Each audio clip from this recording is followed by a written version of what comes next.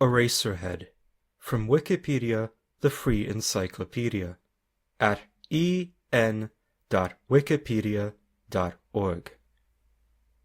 This article is about the film. For the band, see Eraserheads. For the My Hero Academia character, see Shota Aizawa. For the laptop input device, see pointing stick.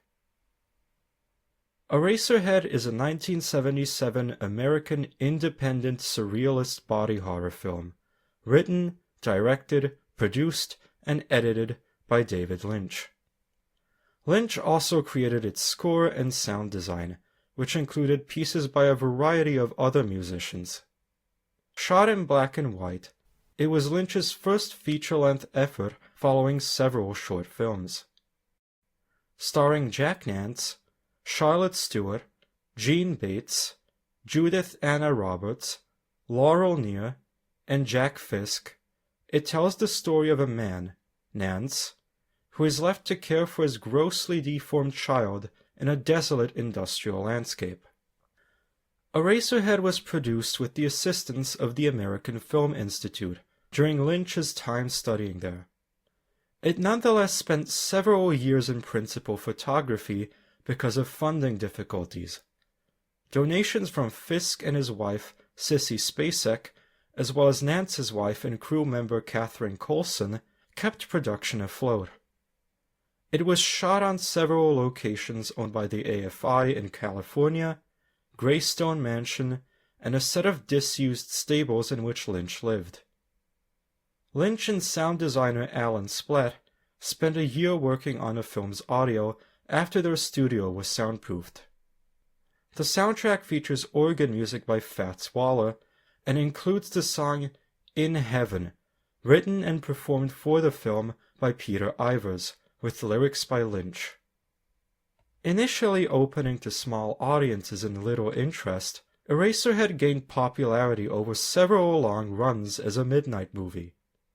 Since its release, it has been praised and considered a cult film. Its surrealist imagery and sexual undercurrents have been seen as key thematic elements, and its intricate sound design as its technical highlight. In 2004, the film was selected by the Library of Congress for preservation in the United States National Film Registry as being, quote, culturally, historically, or aesthetically significant. Section 1.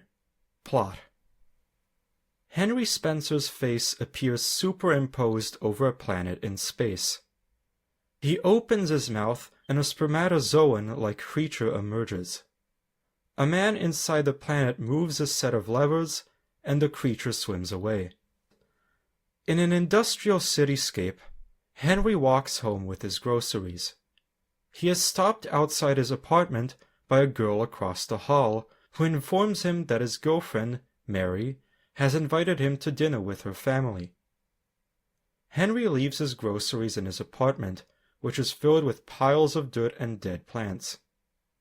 That night, Henry visits Mary's home, conversing awkwardly with her mother. At the dinner table, he is asked to carve a Cornish game hen.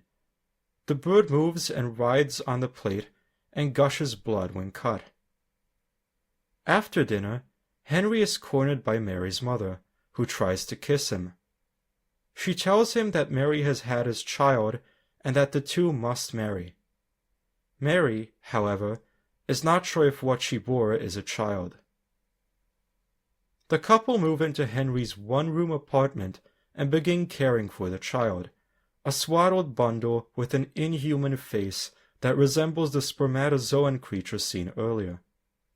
The infant refuses all food, crying incessantly and intolerably.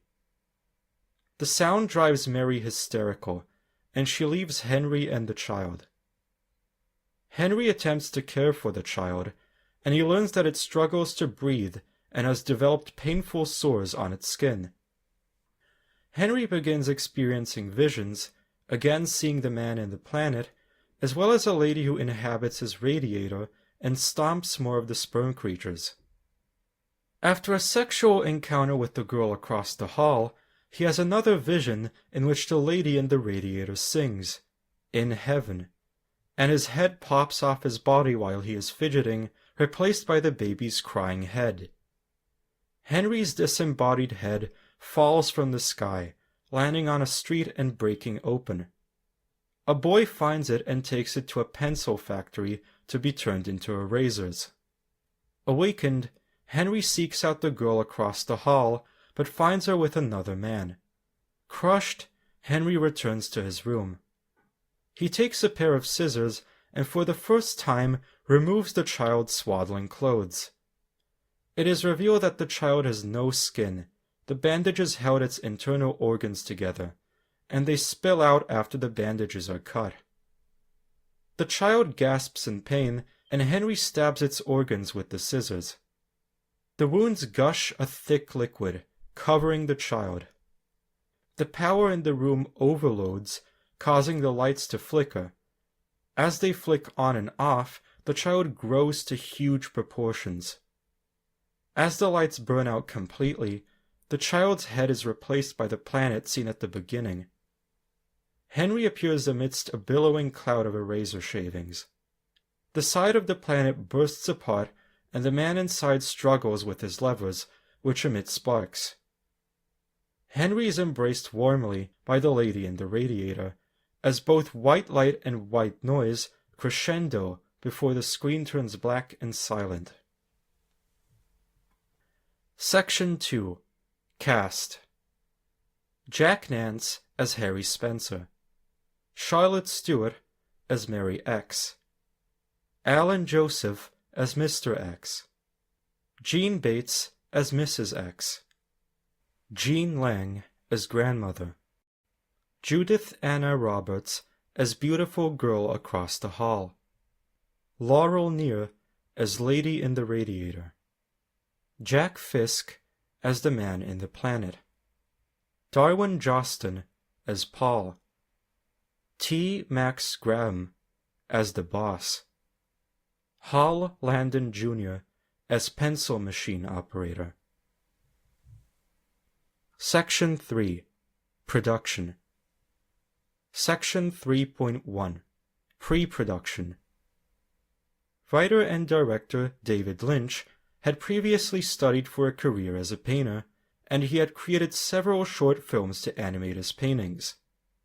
By 1970, however, he had switched his focus to filmmaking.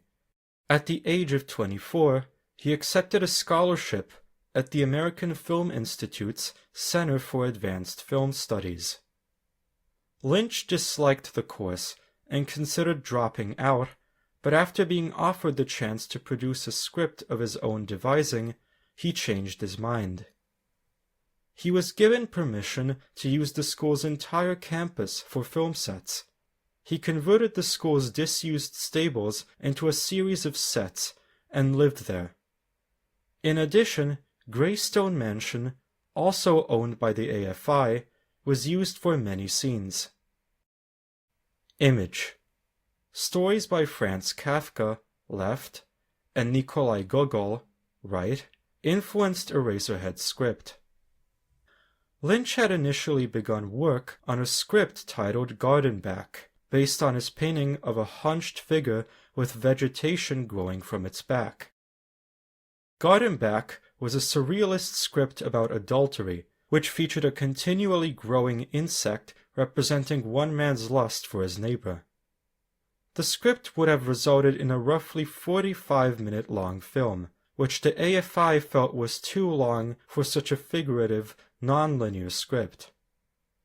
In its place, Lynch presented Eraserhead, which he had developed based on a daydream of a man's head being taken to a pencil factory by a small boy. Several board members at the AFI were still opposed to producing such a surrealist work, but they acquiesced when Dean Frank Daniel threatened to resign if it was vetoed. Lynch's script for Eraserhead was influenced by his reading as a film student. Franz Kafka's 1915 novella, The Metamorphosis, and Nikolai Gogol's 1836 short story, the nose were strong influences on the screenplay. Lynch also confirmed in an interview with Metro Silicon Valley that the film, quote, came together when he opened up a Bible, read one verse from it, and shut it. In retrospect, Lynch could not remember if the verse was from the Old Testament or the New Testament. In 2007, Lynch said, quote, "Believe it or not, Eraserhead is my most spiritual film." Lynch refused to elaborate on the statement when pressed. The script is also thought to have been inspired by Lynch's fear of fatherhood. His daughter Jennifer had been born with, quote, severely clubbed feet, requiring extensive corrective surgery as a child. Jennifer has said that her own unexpected conception and birth defects were the basis for the film's themes. The film's tone was also shaped by Lynch's time living in a troubled neighborhood in Philadelphia. Lynch and his family spent 5 years living in an atmosphere of, quote, violence, hate, and filth. The area was described as a, quote, crime-ridden poverty zone, which inspired the urban backdrop of Eraserhead. Describing this period of his life, Lynch said, quote, "I saw so many things in Philadelphia I couldn't believe. I saw a grown woman grab her breasts and speak like a baby, complaining her nipples hurt. This kind of thing will set you back." In his book, David Lynch, Beautiful Dark, film critic Greg Olson posits that this time contrasted starkly with the director's childhood in the Pacific Northwest, giving the director a, quote, bipolar heaven and hell vision of America, which has subsequently shaped his films. Initial casting for the film began in 1971, and Jack Nance was quickly selected for the lead role. However, the staff at the AFI had underestimated the project's scale. They had initially greenlit Eraserhead after viewing a 21-page screenplay, assuming that the film industry's usual ratio of 1 minute of film per script page would reduce the film to approximately 20 minutes. This misunderstanding, coupled with Lynch's own meticulous direction, caused the film to remain in production for a number of years. In an extreme example of this labored schedule, one scene in the film begins with Nance's character opening a door. A full year passed before he was filmed entering the room. Nance, however, was dedicated to producing the film and retained the unorthodox hairstyle his character sported for the entirety of its gestation. Section 3.2 Filming. Buoyed with regular donations from Lynch's childhood friend Jack Fisk and Fisk's wife Sissy Spacek, production continued for 5 years as Lynch kept running out of money. Additional funds were provided by Nance's wife Catherine E. Coulson, who worked as a waitress and donated her income, and by Lynch himself, who delivered newspapers throughout the film's principal photography. During one of the many lulls in filming, Lynch was able to produce the short film The Amputee, taking advantage of the AFI's wish to test new film stock before committing to bulk purchases. The short piece starred Coulson, who continued working with Lynch as a technician on Eraserhead. Eraserhead's production crew was very small, composed of Lynch, sound designer Alan Splett, cinematographer Herb Cardwell, who left the production for financial reasons and was replaced with Frederick Elms, production manager and prop technician Doreen Small, and Coulson, who worked in a variety of roles. The physical effects used to create the deformed child have been kept secret. The projectionist who worked on the film's dailies was blindfolded by Lynch to avoid revealing the prop's nature, and he has refused to discuss the effects in subsequent interviews. The prop, which Nance nicknamed Spike, featured several working parts: its neck, eyes, and mouth were capable of independent operation. Lynch has offered cryptic comments on the prop, at times stating that, quote, "it was born nearby," or, quote, "maybe it was found." It has been speculated by The Guardian's John Patterson that the prop may have been constructed from a skinned rabbit or a lamb fetus. The child has been seen as a precursor to elements of other Lynch films, such as John Merrick's makeup in 1980's The Elephant Man and the sandworms of 1984's Dune. Image. An image of the baby from Eraserhead. It has been speculated that Lynch used a rabbit to create Spencer's alien-like baby.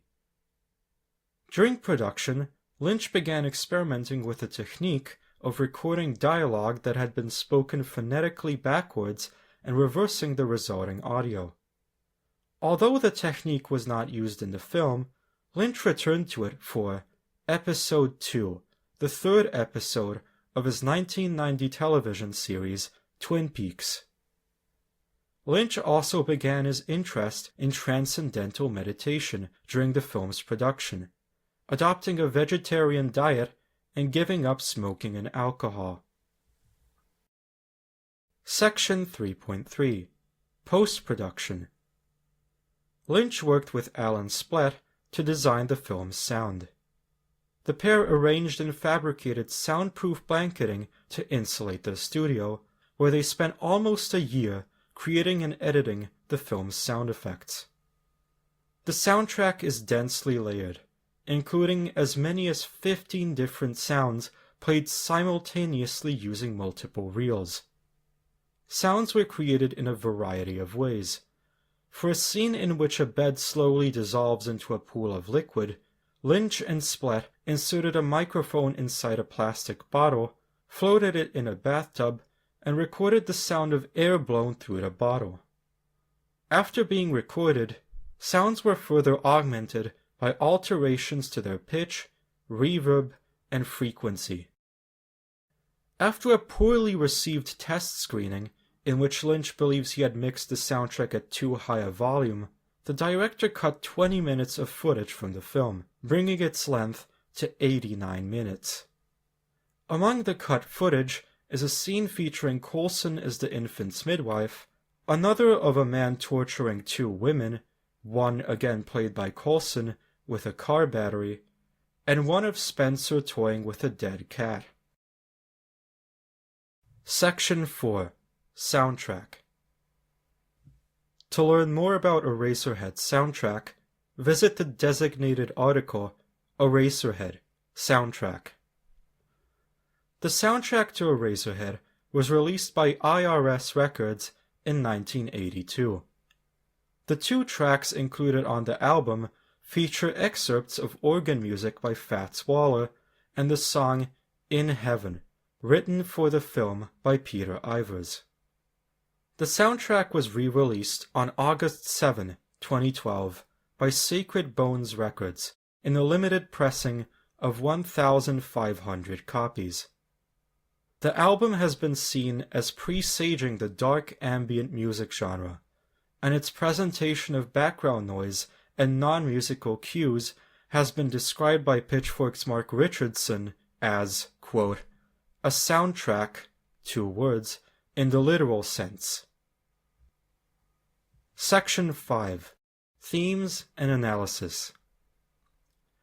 Eraserhead's sound design has been considered one of its defining elements. Although the film features several hallmark visuals, the deformed infant and the sprawling industrial setting, these are matched by their accompanying sounds, as the, quote, incessant mewling and, quote, evocative aural landscape are paired with these respectively. The film features several constant industrial sounds, providing low-level background noise in every scene. This fosters a threatening and unnerving atmosphere, which has been imitated in works such as David Fincher's 1995 thriller Seven and the Coen brothers' 1991 black comedy Barton Fink. The constant low-level noise has been perceived by James Wierzbicki in his book Music, Sound, and Filmmakers, Sonic Style in Cinema as perhaps a product of Henry Spencer's imagination, and the soundtrack has been described as, quote, ruthlessly negligent of the difference between dream and reality. The film also begins a trend within Lynch's work of relating diegetic music to dreams, as when the lady in the radiator sings In Heaven during Spencer's extended dream sequence. This is also present in episode 2 of Twin Peaks, in which diegetic music carries over from a character's dream to his waking thoughts, and in 1986's Blue Velvet, in which a similar focus is given to Roy Orbison's In Dreams. The film has also been noted for its strong sexual themes. Opening with an image of conception, the film then portrays Henry Spencer as a character who is terrified of, but fascinated by, sex. The recurring images of sperm-like creatures, including the child, are a constant presence during the film's sex scenes. The apparent girl next door appeal of the lady in the radiator is abandoned during her musical number, as she begins to violently smash Spencer's sperm creatures and aggressively meets his gaze. In his book, The Monster Show, A Cultural History of Horror, David J. Skal describes the film as, quote, depicting human reproduction as a desolate freak show, an occupation fit only for the damned. Skal also posits a different characterization of the lady in the radiator, casting her as, quote, desperately eager for an unseen audience's approval. In his book, David Lynch Decoded, Mark Allen Stewart proposes that the lady in the radiator is in fact Spencer's subconscious, a manifestation of his urge to kill his child, who embraces him after he does so, as if to reassure him that he has done right. As a character, Spencer has been seen as an everyman figure, his blank expression and plain dress keeping him a simple archetype. Spencer displays a pacifistic and fatalistic inactivity throughout the film, simply allowing events to unfold around him without taking control. This passive behavior culminates in a sole act of instigation at the film's climax. His apparent act of infanticide is driven by the domineering and controlling influences that beset him. Spencer's passivity has also been seen by film critics Colin Odell and Michel LeBlanc as a precursor to Lynch's 1983-92 comic strip, The Angriest Dog in the World. Section 6. Release. Section 6.1. Box Office. Eraserhead premiered at the Filmex Film Festival in Los Angeles at a midnight screening on March 19, 1977. The original screening was preceded by the 1971 Belgian short film Scarabus by Gerald Friedman. On its opening night, the film was attended by 25 people. 24 viewed it the following evening. However, Ben Barenholtz, head of distributor Libra Films, persuaded local theater Cinema Village to run the film as a midnight feature, where it continued for a year. After this, it ran for 99 weeks at New York's Waverly Cinema, had a year-long midnight run at San Francisco's Roxy Theater from 1978 to 1979, and achieved a 3-year tenure at Los Angeles' New Art Theater between 1978 and 1981. During a run of screenings in New York and Los Angeles, Eraserhead was paired with the 1979 animated short film Asparagus, created by Suzanne Pitt, for nearly 2 years. During a run of screenings in New York and Los Angeles, Eraserhead was paired with the 1979 animated short film Asparagus, created by Suzanne Pitt, for nearly 2 years. Video. David Lynch, surrounded by 5 Woody Woodpecker dolls, in a 1982 trailer introducing Eraserhead at the New Art Theater. Hello. We're all very happy to be here tonight. First of all, I'd like to introduce my boys. This is Chucko, and this is Buster, and this is Pete. I'm David Lynch, and this is Bob, and this is Dan. And we just wanted to get together and thank all of the people that have supported Eraserhead through the years, and particularly thank the New Art Theater for its support. The New Art was one of the first theaters to ever show Eraserhead. Also, the boys wanted me to wish you peace and happiness. And these guys aren't just a bunch of goofballs. They know that there's plenty of suffering in the world, and they spent many years with little iron hooks in their backs up on Sunset Boulevard. And but they tell me that there's this all-pervading happiness underneath everything. And the more time I spend with them, the more I believe it. And so we wish you peace and happiness, and long live Eraserhead. Thanks a million. Eraserhead was a commercial success, grossing $7 million in the United States and $14,590 in other territories.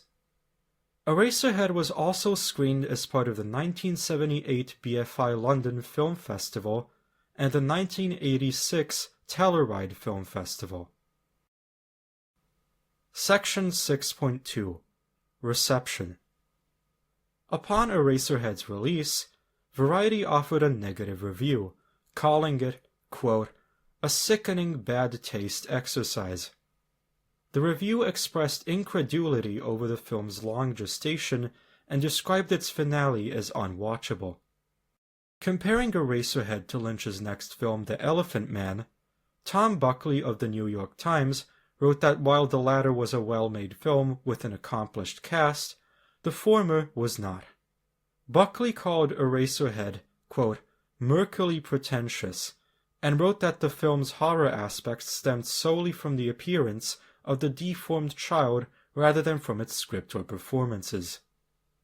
Writing in 1984, Lloyd Rose of The Atlantic wrote that Eraserhead demonstrated that Lynch was, quote, one of the most unalloyed surrealists ever to work in the movies. Rose described the film as being intensely personal, finding that, unlike previous surrealist films, such as Luis Buñuel's 1929 work Un Chien Andalou or 1930's L'Âge d'Or, Lynch's imagery, quote, isn't reaching out to us from his films, we're sinking into them. In the 1993 review for the Chicago Tribune, Michael Wilmington described Eraserhead as unique, feeling that the film's, quote, intensity and, quote, nightmare clarity were a result of Lynch's attention to detail in its creation due to his involvement in so many roles during its production. In the 1995 essay Bad Ideas, The Art and Politics of Twin Peaks, critic Jonathan Rosenbaum wrote that Eraserhead represented Lynch's best work. Rosenbaum wrote that the director's artistic talent declined as his popularity grew, and contrasted the film with Wild at Heart, Lynch's most recent feature film at the time, saying, quote, even the most cursory comparison of Eraserhead with Wild at Heart reveals an artistic decline so precipitous that it is hard to imagine the same person making both films. John Simon of the National Review called Eraserhead, quote, a gross-out for cultists. More recent reception of the film has been highly favorable. On Rotten Tomatoes, the film holds an approval rating of 85% based on 81 reviews, with an average rating of 8.4 out of 10. The site's critical consensus reads, quote, David Lynch's surreal Eraserhead uses detailed visuals and a creepy score to create a bizarre and disturbing look into a man's fear of parenthood.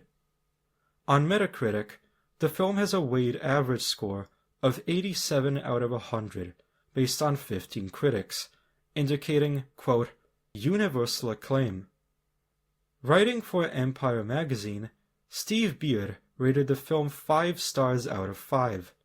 He wrote that it was, quote, a lot more radical and enjoyable than Lynch's later Hollywood efforts, and highlighted its mix of surrealist body horror and black comedy.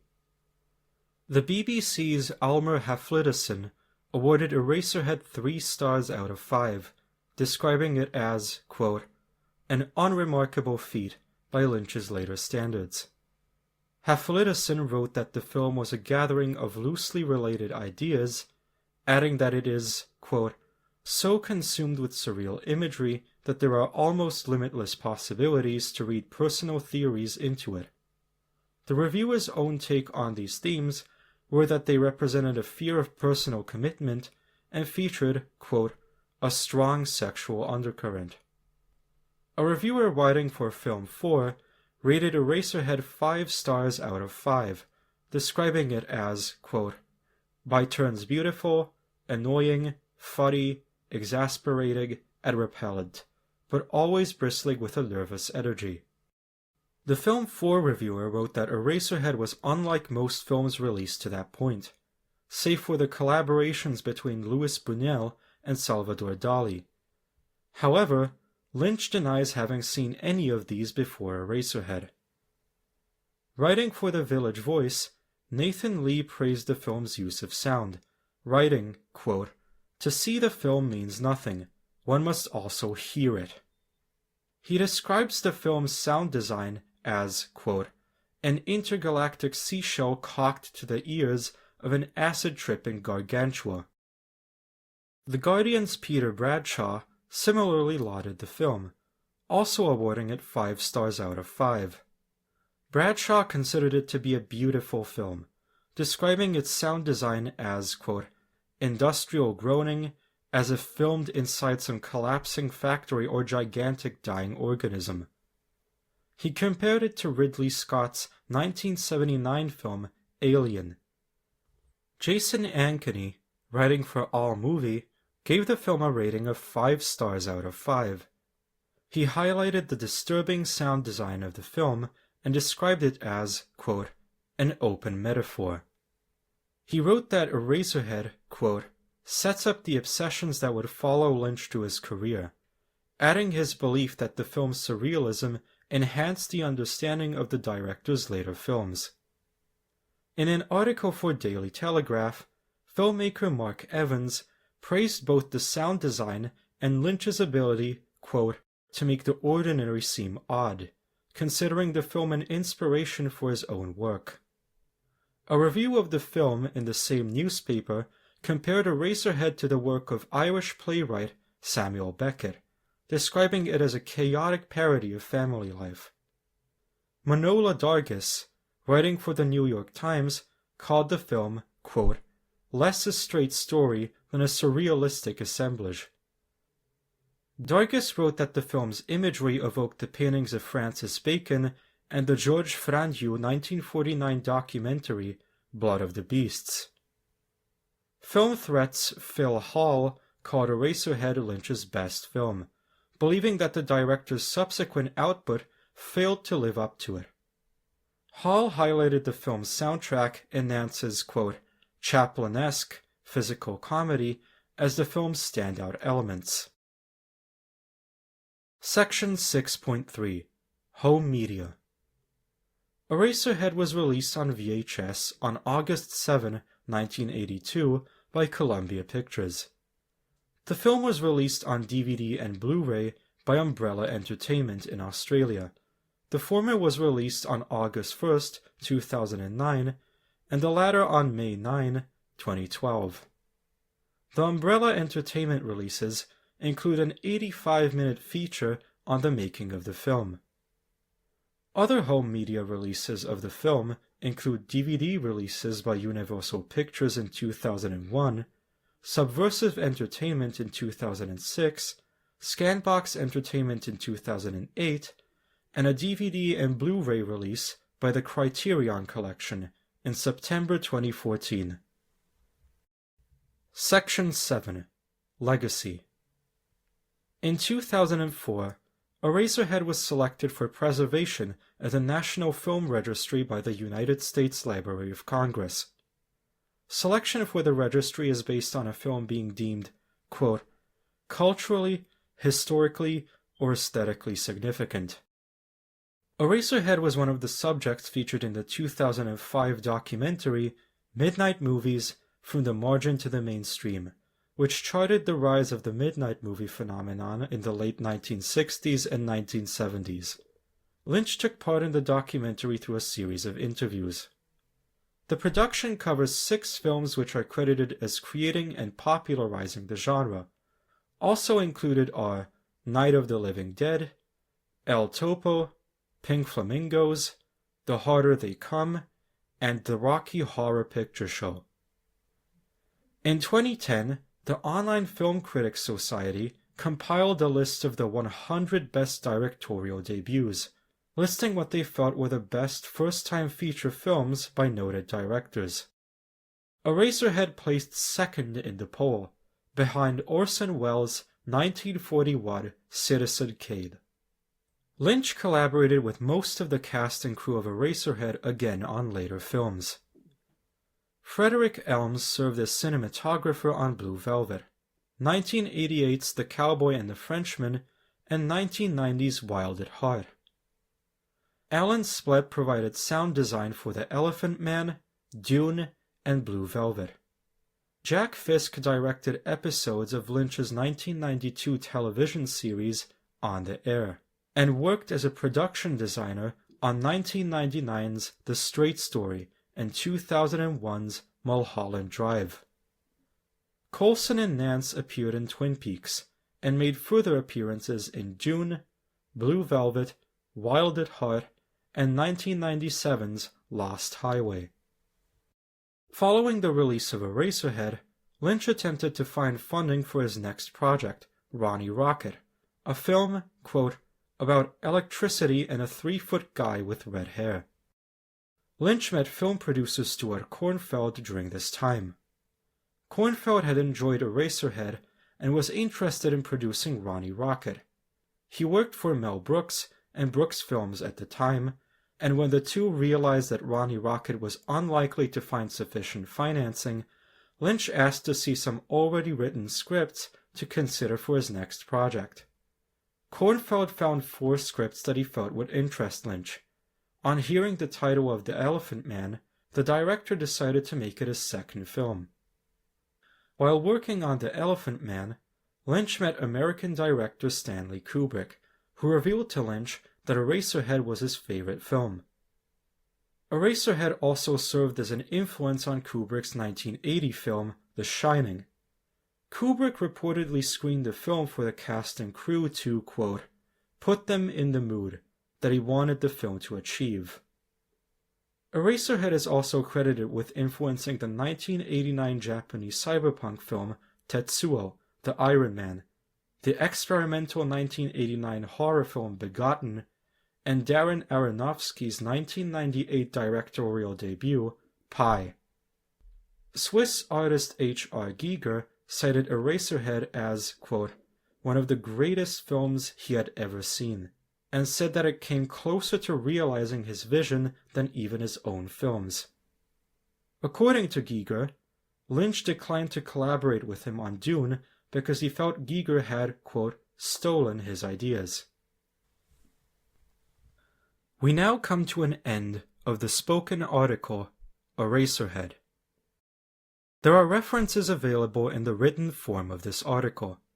Please be sure to verify information found on Wikipedia using the references provided or by cross-referencing the information yourself. This recording was voiced and produced on the 16th of February 2025. The content in the article is current as of the 16th of February 2025. This sound file and all text in the article are licensed under the Creative Commons Attribution Share Alike 4.0 International License, available at creativecommons.org/licenses/by-sa/4.0.